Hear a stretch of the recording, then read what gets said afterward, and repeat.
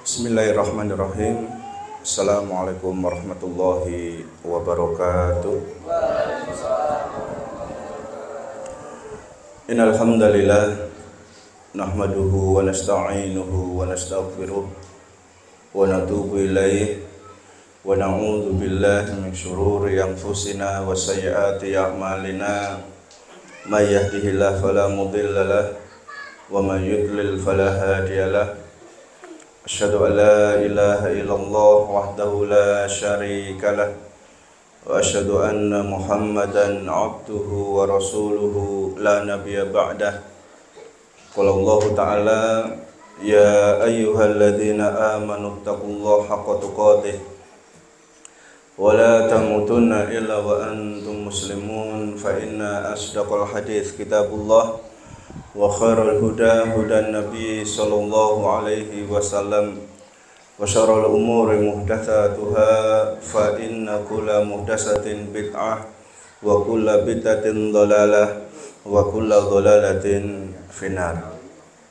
Masyarul muslimin muslimat, bapak-bapak, ibu-ibu, saudara-saudariku, adik-adik sekalian, rahimani wa rahimakumullah. Alhamdulillah, bersyukur kehadirat Allah Subhanahu wa taala atas segala limpahan nikmat karunia yang terus diberikan kepada kita semuanya. Dan marilah semua itu bisa menjadikan kita bisa lebih bersyukur kepada Allah Subhanahu wa taala dengan harapan Allah terus menambah nikmat dan karunia kepada kita semuanya. Amin. Dan marilah kita terus berupaya meningkatkan iman kepada Allah Subhanahu wa taala, memurnikan semua ibadah kita tujukan hanya kepada Allah Subhanahu wa taala, bukan kepada selainnya. Dan kita tingkatkan takwa kepada Allah Subhanahu wa taala, berusaha melaksanakan segala hal yang diperintahkan oleh Allah Subhanahu wa taala, menjauhi segala hal yang dilarang oleh Allah Subhanahu wa taala. Mudah-mudahan Allah senantiasa memberikan taufik hidayah kepada kita semua, memberikan istiqomah kepada kita semua, dan Allah mematikan kita dalam keadaan Islam dan di atas sunnahnya Rasulullah Shallallahu Alaihi Wasallam. Amin ya robbal alamin. Jamaah sekalian yang dirahmati Allah Subhanahu Wa Taala, insya Allah Taala di malam hari ini kita akan belajar bersama-sama membahas kitab Al-Wajiz fi Fiqhi Sunnah wal Kitabil Aziz. Jadi kitab ini dikarang oleh Syekh Abdul Adzim bin Badawi hafizahullah ta'ala, dan ini adalah kitab fikih. Jadi kitab fikih berarti membahas tentang ibadah-ibadah kita, tentang keseharian atau ibadah kita keseharian. Dan kitab ini dimulai dari kitab Toharoh. Toharoh itu artinya adalah bersuci. Jadi sebelum kita melakukan wudhu, sebelum kita melakukan sholat, sebelum kita melakukan ibadah-ibadah yang lainnya, maka keadaan kita harus suci terlebih dahulu. Maka keadaan sucinya kita ini, maka itu disebut dengan Toharoh. Jadi kita harus suci terlebih dahulu. Nah, secara ringkasnya yang dimaksud dengan toharoh adalah raf'ul hadasi au izalatun najasi, menghilangkan hadas. Jadi orang yang pengen bersuci itu maksudnya adalah menghilangkan hadas. Dan kita tahu hadas itu ada dua, yaitu hadas kecil dan hadas besar. Hadas kecil contohnya adalah kencing, kentut, ya, berak, kencing, kentut, berak, itu hadas kecil. Ketika kita ingin menghilangkan hadas kecil, cukup dengan melakukan berwudu. Kemudian hadas yang kedua adalah hadas besar. Contohnya kalau wanita haid nifas. Kemudian kalau laki-laki perempuan hubungan hubungan suami istri. ya, mengeluarkan, minta maaf, air mani. Itu adalah hadas besar. Hadas besar. Cara menghilangkan yaitu dengan mandi besar. Besarnya seberapa mandinya? D ya. Jadi mandi besar atau biasa kita katakan dengan mandi jinabah. Mandi jinabah. Itu cara menghilangkan hadas besar. Berarti kalau orang ingin bersuci, dia harus menghilangkan hadas kecil, menghilangkan hadas besar, ditambah lagi menghilangkan najis yang menempel pada diri dia. Kalau itu semua sudah hilang, berarti dia bisa dikatakan sudah suci. Kemudian dia boleh melakukan sholat, karena orang sholat itu harus suci. Kalau nggak suci, dia tidak boleh melakukan sholat. Nah, pangkal dari toharoh, satu hal yang harus kita pelajari sebelum kita belajar toharoh, maka kita harus belajar tentang babul miyah. Miyah itu jamak dari ma'un. Ma'un artinya air. Ya, ma'un berarti kita harus belajar tentang masalah air. Mana air yang suci mensucikan dan mana air yang suci tidak bisa untuk bersuci, dan mana air yang najis. Itu kita harus tahu, sehingga kalau wudhu itu nanti kita jelas. Ya, mungkin di sini ada orang terkaya sakwates, ada ya, paling sugih sakwates. Wudhunya kudu bawa Coca-Cola misalnya, Sprite, Coca-Cola, banyu degan, wong sugih masalah sakwates dia. Nah, wudhu dengan menggunakan Sprite, Coca-Cola, Fanta, banyu degan atau yang lain itu dibahas dalam masalah fikih ini. Dia termasuk suci mensucikan atau suci tidak mensucikan. Nanti akan kita lihat tentang masalah ini. Kita lihat di sini babul miyah, bab tentang masalah air. Kullu ma'in nazala minas sama'i au kharaja minal ardi fahuwa tahurun. Semua air yang turun dari langit atau keluar dari tanah, fahuwa tahurun, maka hukumnya adalah tahur. Tahur itu dia suci dan mensucikan, suci dan bisa untuk bersuci. Karena sebagian air suci tapi tidak bisa bersuci. Tadi air degan itu suci, diminum, dipegang nggak ada masalah. Tapi kalau untuk berwudu tidak boleh.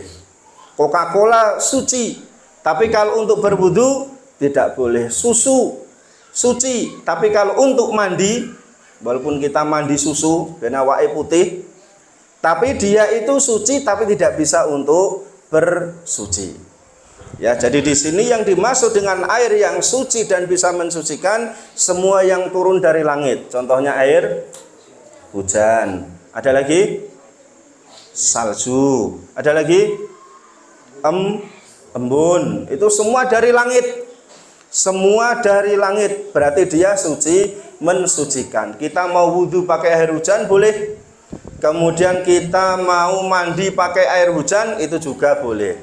Kemudian kharaja minal ardi, keluar dari tanah. Semua air yang keluar dari tanah, contohnya air sumur, mata air, mata. Air mata termasuk.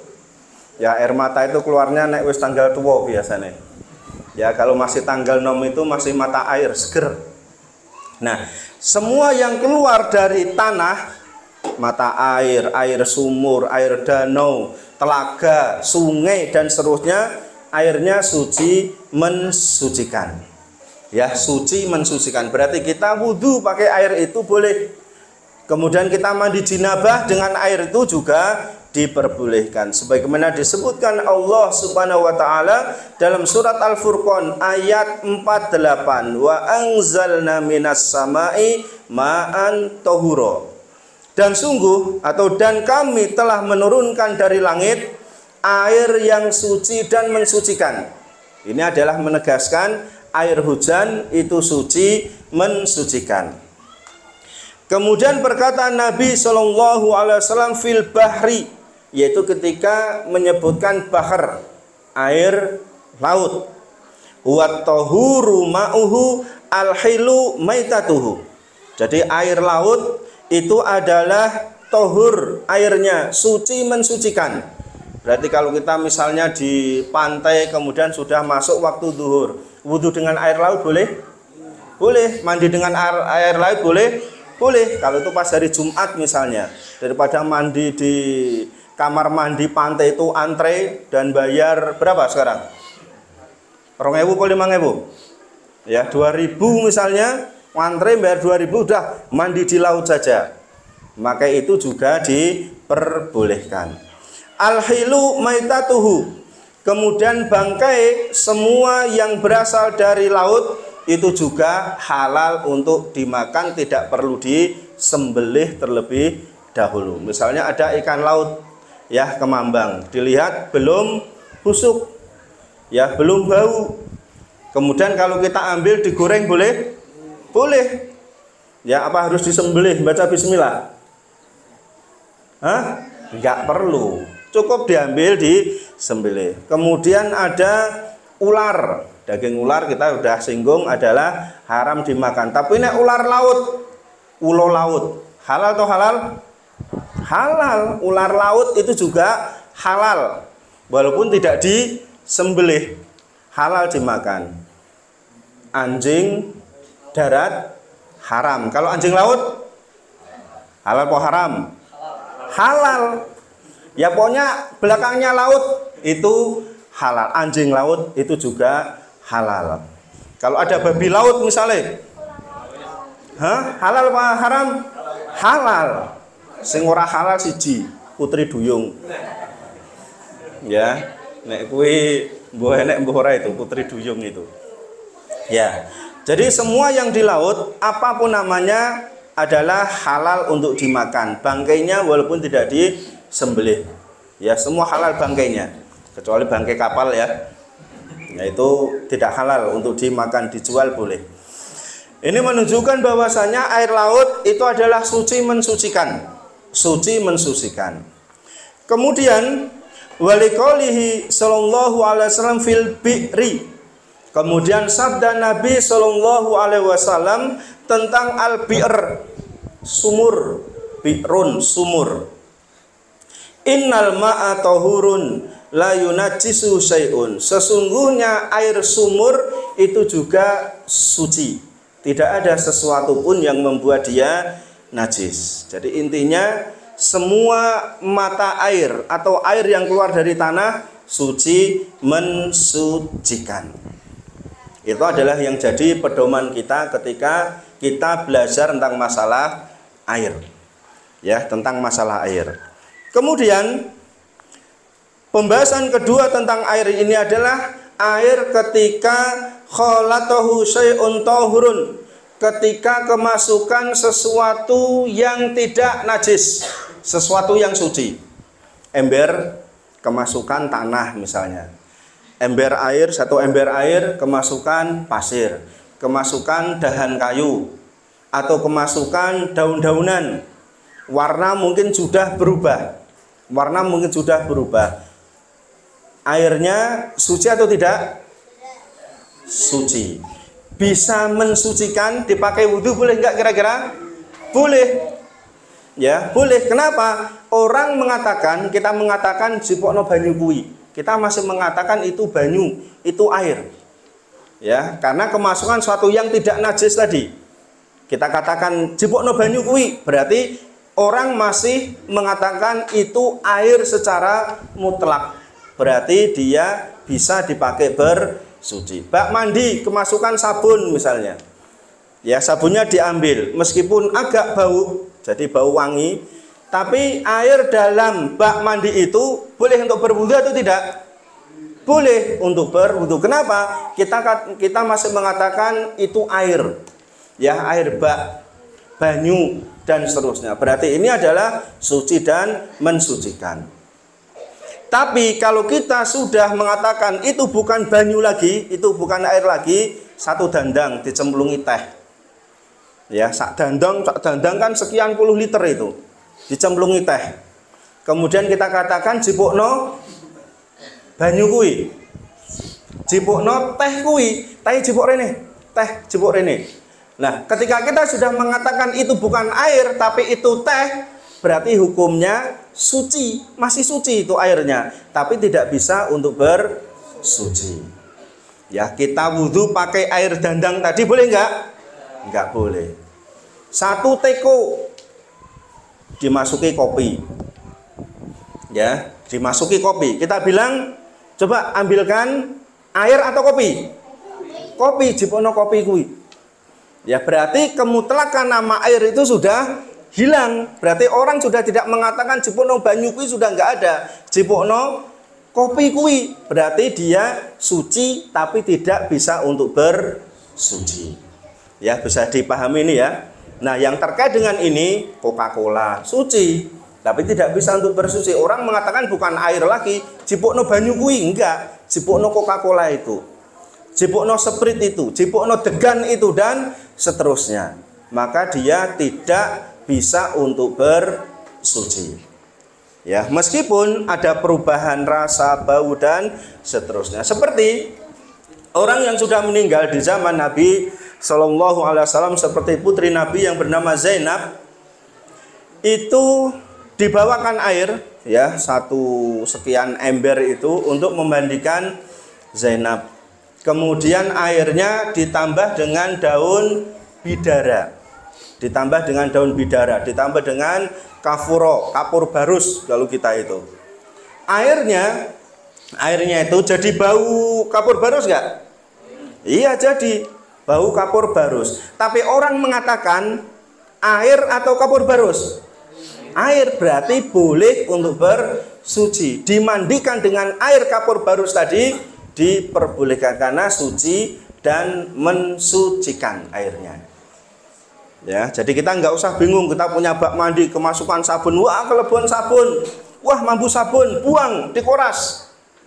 Ya, karena bau sabun misalnya, karena ini sudah tidak suci lagi. Enggak, masih suci, masih suci. Tapi kalau kita orangnya resian, jijian, ya wong wates kan resian semua ya, kecuali siji loro sing ora resian. Nek meneh ya 3 4, enek meneh 5 6. Ya, rata-rata resian. Tumoh banyu sabun. Nanti kalau buat mandi lunyu misalnya, yaitu lain lagi. Tapi sebetulnya air ini masih bisa untuk bersuci. Buat mandi boleh, mandi besar. Ya, kemudian untuk berwudu juga boleh, silahkan.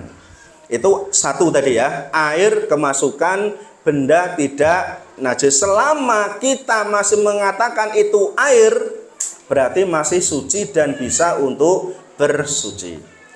Yang kedua, in waqa'at fihi najasah, air kemasukan benda najis. Sekarang kemasukan benda najis. Contohnya apa benda najis?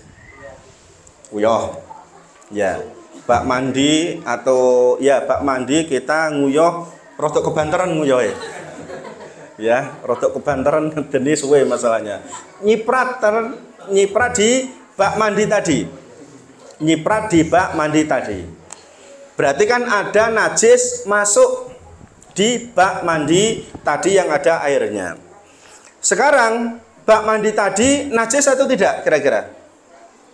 Nah, ini dilihat dalam hukum fikih di sini, dilihat tentang pertama adalah launuhu. Yang kedua adalah rihuhu. Yang ketiga adalah tokmu. Kita lihat airnya berubah warna atau tidak. Ya, satu bak nek cuman kelebon air kencing hanya setengah gelas saja enggak berubah itu. Ya, setengah gelas itu ora berubah. Berarti kan tidak berubah warnanya. Kemudian yang kedua, baunya sak bak kelebon 1/4 gelas misalnya, atau hanya kecipratan saja. Baunya bagaimana? Pesing enggak? Enggak pesing. Berarti yang kedua aman. Ketiga, rasanya berubah ora? Ya, dicicipi. Didilat sidik. Kira-kira dadi pahit apa legi? Nek sing nguyuh kuwi sing kena diabetes kan dadi legi itu bak mandine. Lah, berubah apa enggak? Kalau enggak berubah, berarti air dalam bak tadi suci mensucikan. Masih suci mensucikan. Jadi kita enggak usah bingung-bingung lagi. Bak mandi ketiban batang tikus misalnya. Ketiban batang tikus atau batang cecak. Kalau itu masih baru, ya mungkin di atas bak mandi nek tikus wis terlalu umur ya, terus wis ora kuat tiba karena wis ketuan umure, mati kepleset, terus bar kuwi mati di situ. Kita waduh enek batang tikus. Kalau kita jijian nggak ada masalah dibuang, tapi kita ngomong tentang masalah hukum tentang najis atau tidak najisnya. Jadi diambil tikusnya dibuang, dilihat warnanya berubah atau tidak, nggak berubah. Yang kedua, baunya bau atau tidak, nggak bau. Ora percaya dicicipi misalnya, dilihat sidik, ora apa-apa, berarti itu masih suci mensucikan. Suci mensucikan. Ketiban batang tikus yang wis 2 hari plung, dilihat, waduh, bak mandi ketiban batang tikus, dilihat, wah banyune wis berubah rada ireng, berarti airnya sudah berubah, berarti dia sudah najis airnya. Kemudian diambu, wala tambah mambu. Ya kemudian ora percaya tambah mantep, dicipi sidik, sak sendok, ya dicipi, wah dadi pahit ketoke. Lah berarti ini air bak tadi memang sudah najis, berarti memang harus dibuang, ya harus dibuang. Jadi ini ya kita semua jamaah yang dimuliakan Allah Subhanahu Wa Taala harus paham tentang masalah air ini, air yang bisa untuk bersuci atau tidak. Jadi kita sudah sebutkan ya dalil-dalilnya secara jelas di sini, sehingga nanti kita yakin ya bahwasanya kita itu nanti ketika berwudu ini air suci atau tidak suci. Ya bak mandi ketiban cicak misalnya, cicaknya baru udah buang, buat wudhu nggak ada masalah. Kemudian kita mau wudhu, kok ada tai tikus misal di situ, tai tikus jelas dia najis, masuk di bak mandi. Kalau nggak ada pengaruh 3 hal tadi, ya warna, bau, rasa, tidak ada pengaruhnya, berarti tetap suci airnya dan bisa untuk bersuci. Jelas semua tentang masalah air? Jelas ya? Ya. Kemudian dicontohkan oleh Nabi Shallallahu Alaihi Wasallam, Nabi itu kalau beliau itu wudhu itu hanya menggunakan 1 mud air, ya 1 mud itu ya 2 tapak tangan kita digabungkan, berarti kira-kira berapa ini?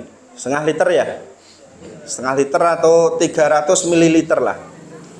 Itu sudah cukup untuk berwudu, karena sebagian orang mengatakan wudu itu airnya harus mengalir dari keran, kalau enggak embernya itu dituangkan temennya, terus buat wudu, kalau putus baleni meneh dari awal, putus baleni meneh. Enggak harus seperti itu ya. Nabi itu pernah wudu hanya menggunakan 1 batok aja, ya 1 gayung saja istilahnya, itu cukup. Padahal Nabi itu adalah orang yang namanya wong Arab ya, gede, gagah, dhuwur, dan rambutnya Nabi tebal, kemudian jambangnya, jenggotnya juga lebat. Hanya cukup dengan 1 mud saja, 1 batok saja, 1 gayung saja, itu sudah cukup untuk berwudu ya, dengan diambil aja sedikit-sedikit. Berarti tidak harus air yang mengalir, tidak harus di patasan, tidak harus di keran dan seterusnya. Itu juga kalau pakai keran dasar ya boleh, nggak ada masalah. Tapi maksudnya ketika ada orang wudhu kok nggo gayung tok siji, sah ora kuwi semisal? Sah karena Nabi sudah memberikan contoh. Karena panutan kita adalah Nabi Muhammad Shallallahu Alaihi Wasallam. Kemudian Nabi kalau mandi itu cukup dengan 1 sok saja, ya 1 sok saja. Ya bodoh karo kita kan mandine ya sok ya, sok mandi sok orang. Ya kan itu 1 sok itu maksudnya 4 mud, 1 mud 1 gayung. Jadi 1 sok itu 4 mud, 1 mud itu 1 gayung. Berarti Nabi mandi berapa gayung? 4 gayung. Ya, awak dhewe rambutnya arang-arang, sidik sisan. Nabi rambutnya tebal, bahkan sebau. Brewoknya, jenggotnya tebal, badannya gede dhuwur. Cukup dengan 4 gayung saja.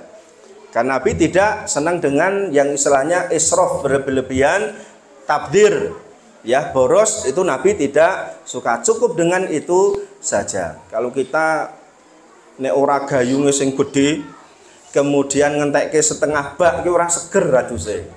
Ya memang orang Indonesia itu bisa dikatakan mereka itu senang mubadir dalam masalah air. Ya masalah air, kita itu mandikan sehari berapa kali? 2 kali. Itu kalau orang Arab boros. Ya apa junubnya itu sehari 2 kali dia kok mandi terus. Seperti itu. Tapi orang Arab tuh mandi paling 2 hari sekali, atau ketika pas junub saja atau 3 hari sekali. Sing diokai sementing minyak wangi nih, gebyur ke klambine. Seperti itu. Tapi orang Indonesia ngirit itu dalam masalah makanan. Dia nyembelih wedhus, kira-kira apa namanya dikuliti, terus kulite dipangan ora? Pangan. Ya dibakar sih, kemudian dimakan kulitnya. Kepalanya buang ora? Pangan. Ususnya pangan, jerone usus sekalian. Ya orane sing dibuak sikil wedhus laris itu di sana. Sop kaki kambing. Ora nek sing dibuak itu. Ya tapi kalau orang Arab jerone itu dibuang, paling diambil atine tok, kepalanya dibuang. Ya seperti itu. Kemudian mangane sego, lauke ya sego juga, karak ya. Kemudian pokoknya Indonesia itu masya Allah masalah makanan itu sangat bisa irit, tidak banyak takdirnya kecuali dalam masalah air tadi. Ya setelah kita belajar tentang masalah air, kita lihat tentang babu najasah, bab tentang masalah najis, agar kita tahu ya. Dijelaskan di sini al aslu fil asya al ibaha wa toharoh. Asal semua barang, asal semua benda, barang dan lain-lain itu adalah suci. Adalah suci.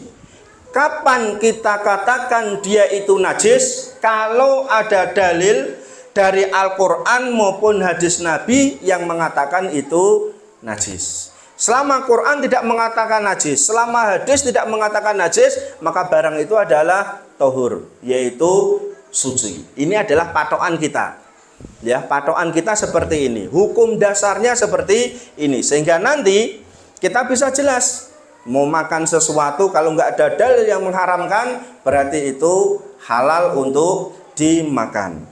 Nah, di sini kalau nggak ada dalil yang mengatakan najis, berarti itu tidak najis.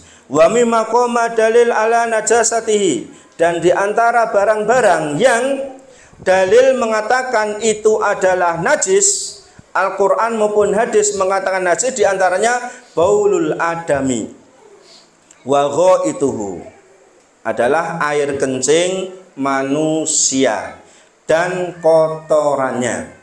Jadi kencingnya kita jelas najis, kemudian kotorannya kita, ya eeknya kita itu adalah najis, itu jelas. Berarti kalau barang-barang kena tadi, maka harus dibersihkan, disucikan terlebih dahulu, karena ini adalah najis. Kemudian yang nomor 3 al-madyu. Kemudian yang keempat al-wadyu. Ya, al-madyu air madhi. Pernah dengar air madhi? Air kan ada 3 yang keluar dari kemaluan kita. Pertama ada air madhi, air mani, air wadi, kencing jelas. Ya, tambah air kencing malah 4. Pinter, Dek. Ya, kemudian yang ketiga di sini air madhi. Itu hukumnya adalah najis. Apa itu air madhi? Ma'un abyad raqiq lazid yakhruju 'inda syahwah. Adalah air yang bening, yang halus, yang lekat, keluar ketika ada syahwat. Ya, keluar ketika ada syahwat. Waladafak, keluarnya itu meleleh, minta maaf, tidak muncrat. Ya, kita harus bisa membedakan. Ya la yastahi anil haq. Jadi belajar fikih itu tidak ada saru-saruan ya. Saru sing dibahas enek muncrate barang misalnya. Ya memang ini dibahas seperti biar kita bisa membedakan mana itu air madhi, mana itu air mani. Nah, air madhi ini hukumnya adalah najis. Najis. Jadi kalau kita ada syahwat kemudian kok keluar air madi ini yang bening ini dan keluarnya tidak terasa, maka ini najis, berarti celana dalam itu harus diganti atau dibersihkan. Ya, kecuali orang sempakan ya, berarti celananya itu yang harus dibersihkan. Ya, kecuali enggak sempakan itu lain lagi. Karena sebagian orang kan tidak pakai ini, lain. Ya, kok malah lato-lato apa deh? Ngawur. Ya, kemudian yang keempat adalah air wadi. Wadi itu adalah tetesan akhir ketika kita kencing. Itu juga termasuk najis. Ya, itu termasuk najis. Yang kelima, rauthu ma la yu'kalu lahmuhu. Kotoran hewan yang haram dimakan dagingnya. Kotoran hewan yang haram dimakan dagingnya. Dan di sini secara umum ada dua jenis hewan yang haram dimakan dagingnya. Di antaranya yang pertama, hewan yang disuruh membunuh, maka kotorannya adalah najis. Contohnya apa? Hewan disuruh membunuh? Ular. Kita ketemu ular. Ular itu hukumnya haram. Kenapa? Kita disuruh membunuh kalau ketemu ular. Ya, kemudian yang kedua, tikus. Kita lihat tikus itu disuruh membunuh, berarti daging tikus haram untuk dimakan. Cicak, ketemu cicak itu disuruh membunuh dan pahalanya besar kalau kita bisa membunuh cicak. Maka kotoran cicak itu juga najis. Maka ketika kita sholat depan kita kok ada tai cicak, apa yang kita lakukan? Selentik. Ya. Nek pas garing, nek pas lagi cecake, selentik malah melenyek. Ya, ambil tisu dibersihkan terlebih dahulu. Ya, pengen kan, tai cecak selentik malah melenyek. Ya, selentik kering kan iso tekan nadu, tekan ngarepe sajadah kancane malah. Ya, kemudian tokek, tekek itu juga termasuk disuruh untuk membunuh. Ketemu tokek itu dibunuh. Orang tegel mesake itu lain, tapi perintah agama itu dibunuh. Ya, dibunuh tekek. Berarti tekek itu karena disuruh dibunuh, berarti dagingnya haram dimakan. Lo kanggo obat kulit misalnya, ya cari obat dari yang halal saja, itu masih banyak. Jangan cari obat dari yang haram. Wah, nek tokek itu nek dipateni wong ingu tokek iki marake sugih kok. Wah, sebagian orang kan punya tatoyur. Ya, tatoyur itu angan-angan yang salah. Jadi nek ngingu tekek iki marake sugih, salah. Nek pengen sugih aja ngingu tekek, ngingu sapi. Ya, jelas marake sugih, sapine 5, 10, 20 itu tambah sugih. Ya, jangan ngingu tekek. Itu tidak ada dalilnya dalam Al-Qur'an maupun hadis Nabi Shallallahu alaihi wasallam. Yaitu hewan-hewan yang disuruh membunuh. Pokoknya yang disuruh membunuh itu haram dagingnya dan kotorannya najis. Dari kotoran tikus najis, tokek najis. Babi ngopo babi lek? Ya, babi tidak boleh dibunuh, najis tapi tidak boleh dibunuh. Sana ini sing duwe nanti. Ya, seperti itu. Kemudian kotoran dari hewan-hewan yang tidak boleh dibunuh, itu juga dagingnya haram. Ya, hewan yang tidak boleh dibunuh itu dagingnya haram. Kalau dagingnya haram, kotorannya najis. Contohnya apa hewan-hewan yang tidak boleh dibunuh? Semut, nggak boleh kita bunuh semut, itu nggak boleh. Lah itu mlebu wedang kata sisan, itu lain. Ya, tapi kalau enek semut siji mlaku, wah iki langsung digites misalnya, nggak boleh. Kecuali semut itu mengganggu dan memberikan madharat kepada kita. Nah, itu untuk obat semut Jepang. Obat apa semut Jepang? Ya, obat diabetes katanya ya. Ya, cari yang lain, cari yang lain. Kemudian hewan yang tidak boleh dibunuh lagi. Contohnya apa? Difda. Difda itu adalah katak, kodok. Berarti ketika kita makan daging kodok itu haram, tidak diperbolehkan. Enak didadekke apa jenenge? Suike. Enak gurih misalnya. Ya, cari yang gurih lain. Ya, cari yang gurih yang lain selain daging kodok. Nah, jadi kotoran-kotoran ini adalah najis. Najis. kecuali dari kotoran hewan-hewan yang dagingnya boleh dimakan.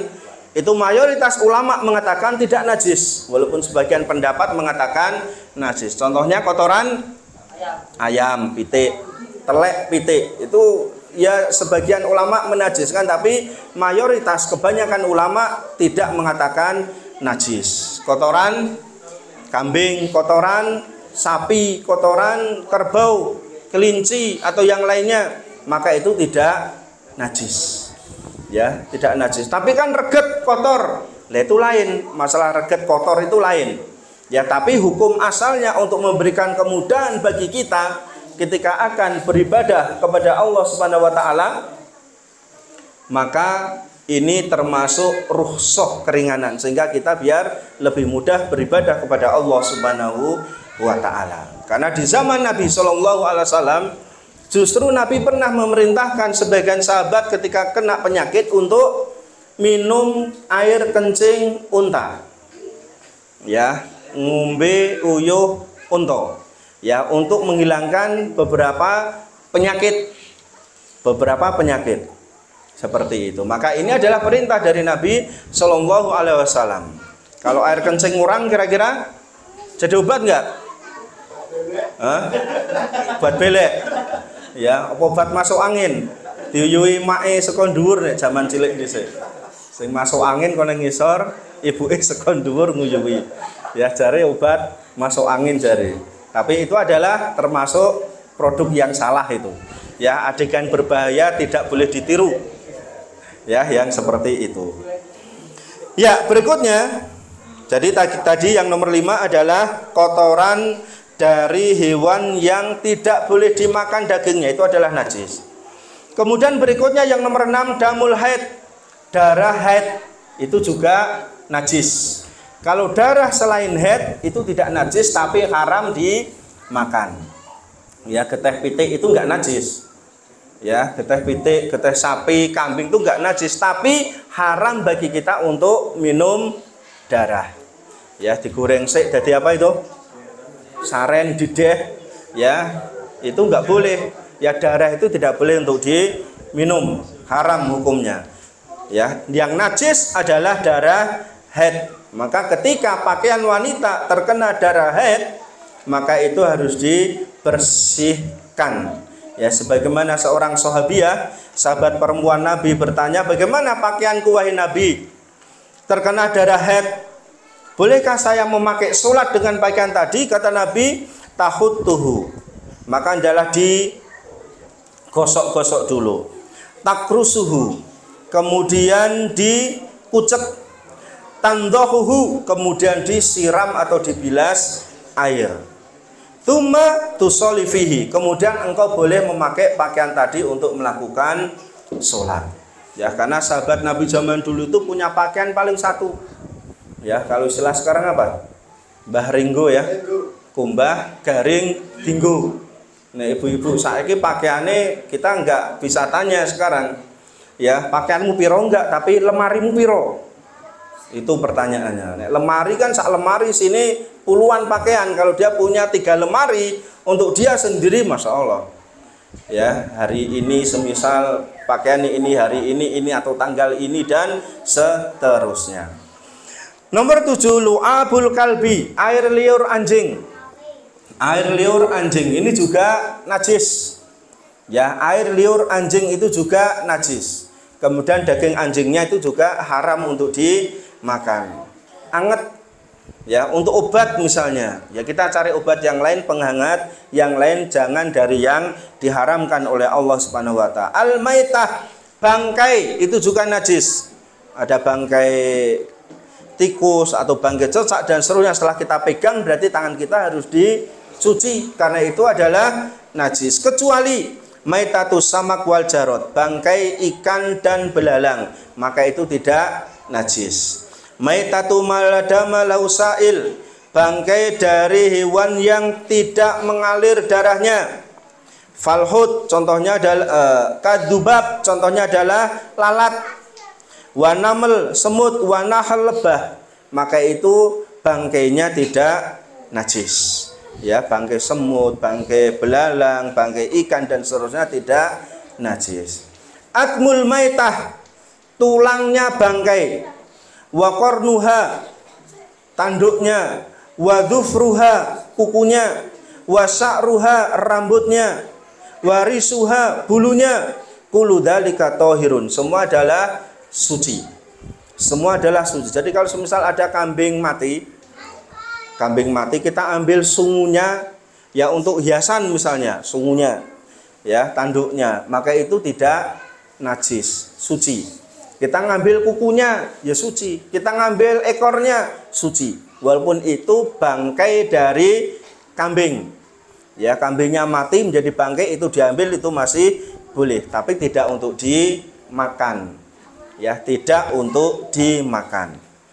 Kemudian yang terakhir, kaifiyatu tadhiri najasah. Bagaimana cara mensucikan benda-benda yang terkena najis tadi? Yang pertama adalah tadhiru jildil maitah bidibab.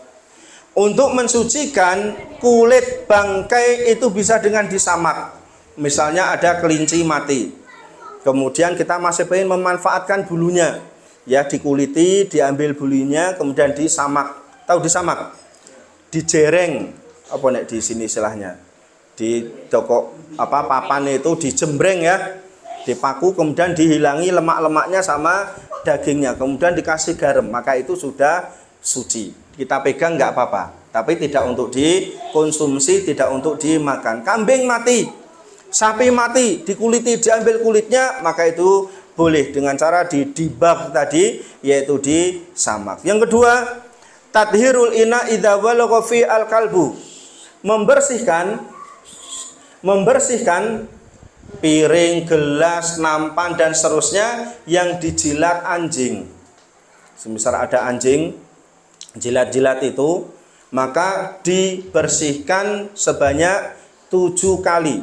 Ya, disiram air 7 kali, salah satunya menggunakan debu atau tanah atau pasir. Ya, debu atau pasir. Silahkan untuk mensucikan benda tadi. Ya, dan kita semua sebagai seorang muslimah itu memang sangat tidak dianjurkan kita itu memelihara anjing. Karena barang siapa yang memelihara anjing untuk mainan saja, untuk menjaga rumah, maka pahala setiap hari berkurang 1 kirot. Ya, hadis lain mengatakan 2 kirot itu sudah sangat banyak pahala yang kita miliki. Jadi wis golek ganjaran ku yangel, tapi dengan gara-gara ngingu ASU ini, ya, maka pahala itu justru banyak apa? Berkurang. Belum kalau jilat-jilat dan seterusnya. Itu akan menyusahkan pada diri kita. Itu adalah cara membersihkan tadi, bukan dibuang, tapi masih bisa dicuci 7 kali, salah satunya dengan debu. Kemudian yang najis adalah liurnya, adapun badannya itu tidak najis. Ada anjing masuk ke rumah kita, anjing wong yang celengan misalnya, masuk ke kita. Ya sudah, itu tidak najis. Ya, barang-barang keramik, tikar, karpet yang diinjak-injak anjing itu tidak najis, kecuali anjingnya melet-melet, dilat ini, dilat itu. Maka itu yang najis yang dijilat anjing tadi. Adapun tapaknya, anjingnya teles misalnya, basah, enggak apa-apa. Ya itu tidak najis. Karena zaman dulu, karena Nabi juga bertetangga dengan orang Yahudi, Nasrani, kadang anjing-anjing mereka itu juga keluar masuk di Masjid Nabawi ketika itu. Ya, dan itu tidak ada orang yang membersihkan lantai masjid, enggak ada. Keluar masuk ya sudah. Ya, seperti itu. Kemudian yang nomor 3, tadhiru tsaub idza asabau damul haid. Membersihkan pakaian ketika terkena darah haid tadi ya, dikucek, kemudian disiram, digebyur, dibilas. Kalau seandainya masih ada noda haidnya, masih ada merah-merahnya, maka itu tidak ada masalah. Boleh pakaian tadi untuk dilakukan, dipakai untuk sholat. Tadhiru dzali tsaubil mar'ah. Bagaimana cara mensucikan ujung pakaian wanita? Di zaman Nabi SAW, wanita itu pakaiannya itu menjulur ke bawah, nyapu lantai, nyapu tanah, ya, sampai 1 jengkal, 1 kilan kadang-kadang ya 1 kilan lebih sedikit. Lah, sebagian sahabat Nabi bertanya, itu kan kadang mungkin kena najis, bagaimana cara membersihkannya? Debu yang di belakang Ya, debu yang di belakang itu sudah cukup untuk mensucikan. Jadi tanpa harus dicuci itu sudah cukup. Ya, kalau sekarang kan juga ada beberapa orang yang terutama pengantin wanita ya, jadi punya del itu ujung pakaian itu sampai panjang. Misalnya ngantenannya di sini, ujung pakaiannya itu, gaunnya itu masih di persewaan. Oh, saking dawane. Ya, kadang-kadang seperti itu. Kemudian berikutnya tadhiru thawb min baulis sobi ar-rodi, membersihkan pakaian dari kencing bayi laki-laki. Maka ini adalah cukup dengan yarusu min baulil gulam, yaitu cukup diperciki saja. Jadi semisal sang gendong bayi, bayi itu masih murni, makanya ASI dari ibunya, tidak didulang apa-apa. Kemudian dia nggak pakai pampers, saya pangku misalnya, kemudian kencing, kemudian itu cukup saya ambil air ya, satu tangan gini aja diperciki, itu sudah suci celana saya yang terkena ompol tadi, itu sudah suci ya, sudah suci, nggak harus diambil kemudian dibilas. Kalau itu ya silahkan, tapi dengan diperciki itu sudah suci. Kecuali bayi laki-laki tadi sudah makan selain ASI ibunya, terus didulang marneng misalnya ya, didulang apa lagi, rendang ya, kacang atom ya, berarti ini sudah kencingnya sama dengan kencing orang dewasa. Kemudian tadhiru thawb minal madhi, bagaimana mensucikan pakaian yang terkena air madhi, ya cukup dibersihkan saja ya, cukup dihilangkan saja. Tadhiru asfalin na'al, cara membersihkan alas kaki yang terkena najis, berarti itu cukup dengan digosokkan di tanah, nggak perlu dicuci. Tapi kalau mau dicuci silahkan, tapi dengan digosok-gosokkan di atas tanah maka itu sudah cukup. Kemudian yang terakhir tadhirul ardi, membersihkan tanah yang terkena najis, cukup ambil satu ember disiram di atasnya. Kecuali lantainya lantai keramik, berarti memang untuk najisnya itu memang harus hilang sama sekali. Jamaah yang dimuliakan Allah Subhanahu wa taala, jadi ini pembahasan kita terkait fikih, dan alhamdulillah kita sudah membahas yang pertama tentang bab air, kemudian yang kedua tentang najis dan cara menghilangkan najis. Mudah-mudahan ini bisa membuka wawasan kita terkait dengan mana air yang suci mensucikan dan mana barang-barang najis yang ada di sekitar kita. Intinya kalau ada dalil mengatakan itu najis, najis. Kalau nggak ada dalil dari Al-Quran maupun dari hadis Nabi, tidak ada penjelasan itu najis, berarti itu tidak najis. Wallahu a'lam bishawab. Ada benarnya dari Allah Subhanahu wa taala, ada kekurangan kesalahan dari saya pribadi. Wassalamualaikum warahmatullahi wabarakatuh.